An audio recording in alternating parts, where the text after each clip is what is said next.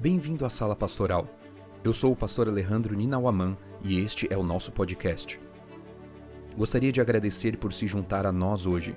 O meu sonho é que sejamos uma igreja organizada para amar e servir, e espero que esta mensagem o inspire e motive a dar o próximo passo em sua jornada com Cristo. Esta é uma série de 21 episódios, onde leremos juntos o livro Primeiro o Reino, de Josanã Alves. Capítulo 4. Olhar padrão. Para Jesus, doar não é um assunto de foro íntimo. Richard Foster. Santo é o que Deus é.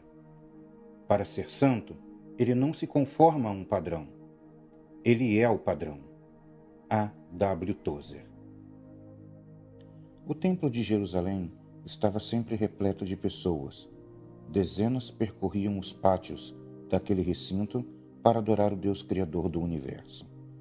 Antes de dirigir-se ao lugar em que eram oferecidos os sacrifícios, as pessoas paravam no pátio das mulheres para depositar as suas ofertas em um dos 13 gasofiláceos disponíveis. Essa era uma ótima forma de chamar a atenção dos presentes para a generosidade das dádivas, pois o barulho das moedas caindo no cofre mostrava a quantidade oferecida e atraía olhares admirados ao generoso ofertante. E, além disso, ao lado de cada recipiente havia um sacerdote de plantão. O ofertante tinha que dizer a ele o valor da oferta para o controle financeiro do templo. Quem ficasse nas proximidades podia acompanhar o processo e até ouvir a quantidade de oferta entregue.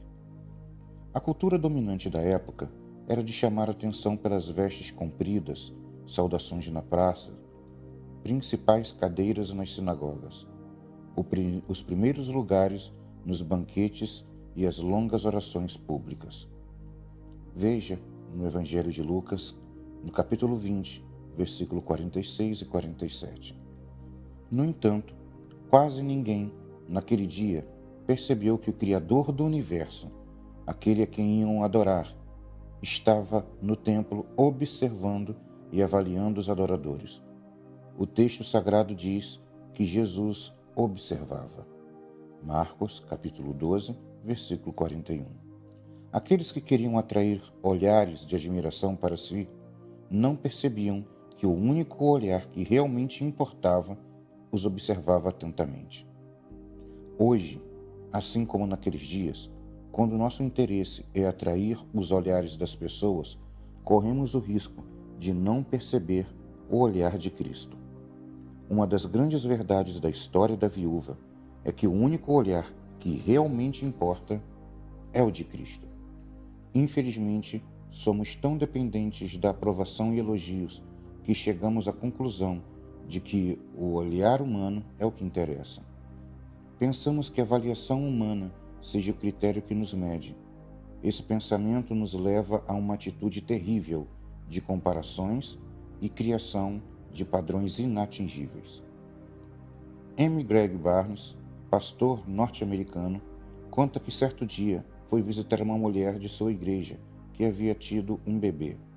Encontrou-a chorando no seu leito na maternidade.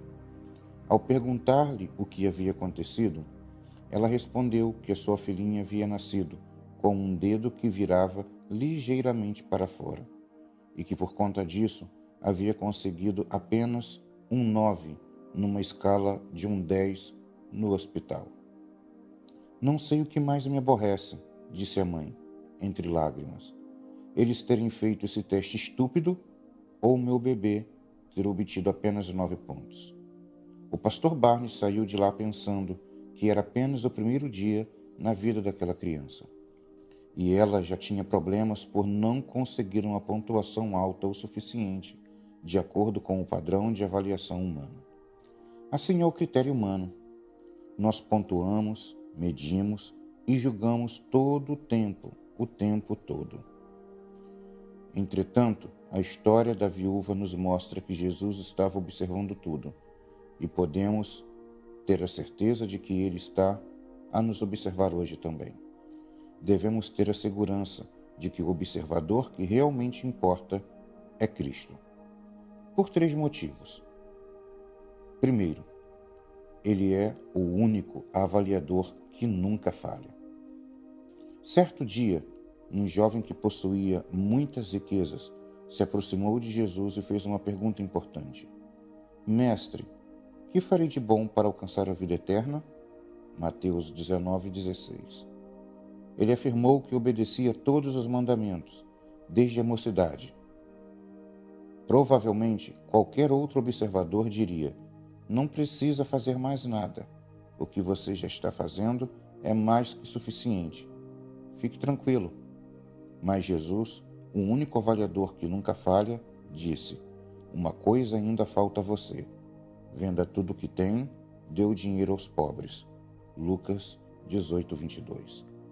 O jovem tinha uma equivocada avaliação de si mesmo. Os que estavam à sua volta o avaliavam no mesmo nível, mas a avaliação de Cristo era perfeita e verdadeira. Em nenhum lugar da Bíblia a autoavaliação equivocada é tão clara quanto na visão que a igreja de Laodiceia tem de si mesma. De acordo com Apocalipse capítulo 3, versículo 17, essa igreja se via assim: sou rico, estou bem de vida e não preciso de nada. Mas para esta igreja, Jesus se apresenta como a testemunha fiel e verdadeira. Apocalipse capítulo 3, versículo 14.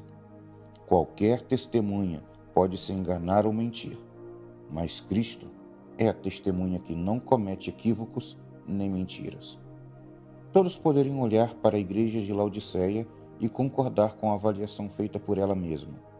Mas Jesus afirma saber: mas você não sabe que é infeliz, sim, miserável, pobre, cego e nu.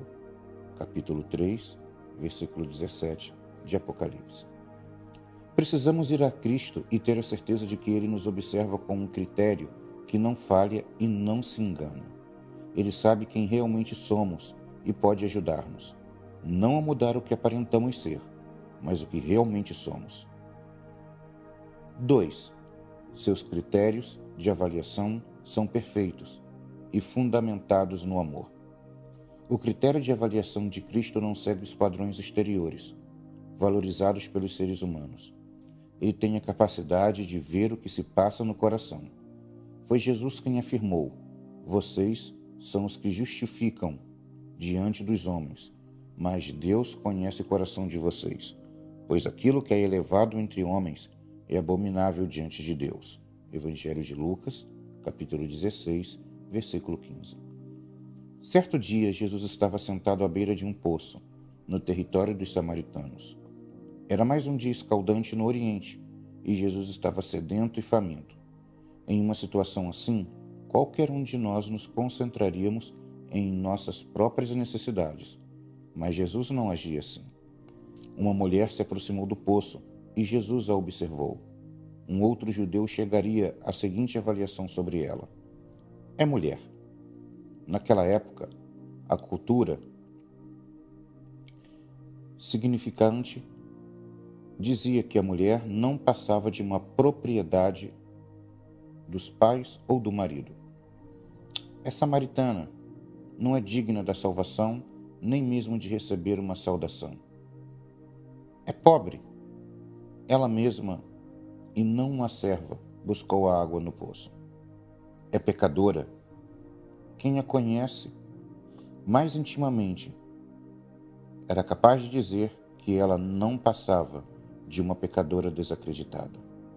Entretanto, Jesus a notou. Talvez, depois de muito tempo, ela foi realmente notada por alguém. E o olhar de Cristo não deixou de ver os seus erros, mas ofereceu esperança e salvação. Imagine Jesus sentado ao seu lado, olhando para você com um amor sincero, um amor capaz de perdoar e lhe fazer superar os erros. Terceiro ponto, ele é o único padrão a ser atingido. Por isso pode avaliar perfeitamente. Esse padrão é Cristo. Ele é o perfeito padrão de justiça, bondade, pureza e fidelidade. Quando nos vemos sobre o padrão da nossa própria avaliação ou da avaliação de outras pessoas, geralmente temos a tendência de baixar o padrão de pureza e santidade apresentado por Deus. Mas quando percebemos que é o olhar de Cristo que estabelece o padrão, começamos a perceber o que realmente é esperado de nós. Martinho Lutero costumava expressar essa ideia com as seguintes palavras: o homem precisa se desesperar consigo mesmo para estar preparado para receber a graça de Cristo. Falamos da salvação, mas precisamos entender que o processo da salvação, além de livramento da condenação, envolve a transformação do caráter. Em um de seus sermões, Leonard Ravenhill, pregador norte-americano, fez a seguinte indagação: se eu perguntar a você nesta noite, você está salvo? Você diz, sim, estou salvo. Quando? Eu pergunto. Fulano de tal pregou e eu fui batizado. Mas você está salvo? Do que você está salvo? Você está salvo da amargura? Você está salvo da luxúria? Você está salvo da trapaça? Você está salvo da mentira? Você está salvo dos maus costumes? Você está salvo da rebelião contra os seus pais? Vamos lá, do que mais você está salvo? Hoje precisamos responder ao olhar de Jesus do que estamos salvos. Olhe para os seus atos de bondade à luz da bondade de Cristo. Olhe para a sua fidelidade com os olhos da fidelidade de Cristo. Olhe para a sua honestidade aos olhos da honestidade de Cristo, porque em tudo isso, Ele é o padrão. Essa perspectiva não deve levá-lo ao desânimo, mas a Cristo, o único que é capaz de nos transformar e nos tornar semelhantes a Ele. Veja que promessa extraordinária o apóstolo Paulo nos apresenta. E todos nós, com o rosto descoberto, contemplando a glória do Senhor, somos transformados de glória em glória na sua própria imagem, como pelo Senhor, que é o Espírito. 2 Coríntios, capítulo 3, versículo 18. Ele é o padrão a ser atingido e, por sua graça, que opera em nós, poderemos viver uma vida de santidade e semelhança com Cristo. Em 1518, a Igreja Católica abriu um processo de heresia contra Martinho Lutero.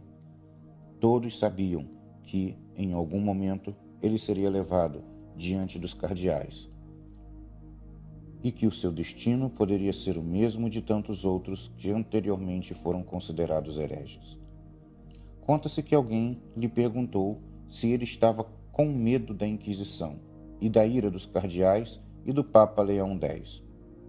Ao que Lutero respondeu: tenho mais medo do meu coração do que do Papa e de todos os cardeais. Tenho dentro de mim um grande Papa, o meu eu. Todos temos uma luta a travar para que possamos dizer: já não sou eu quem vive, mas Cristo vive em mim. Gálatas capítulo 2, versículo 20. Você se lembra do compromisso que fizemos no primeiro dia de buscar a Deus 3 vezes por dia? A fidelidade a esse compromisso de comunhão nos levará à presença daquele que nos avalia e nos transforma. Neste momento, escreva uma pequena oração pedindo que o olhar de Cristo lhe mostre quem você realmente é e o motive a buscá-lo a cada dia para ser mais semelhante a Jesus. Quem sabe você começa assim: querido Jesus. Este capítulo teve a narração de Edson Andrade Silva Filho.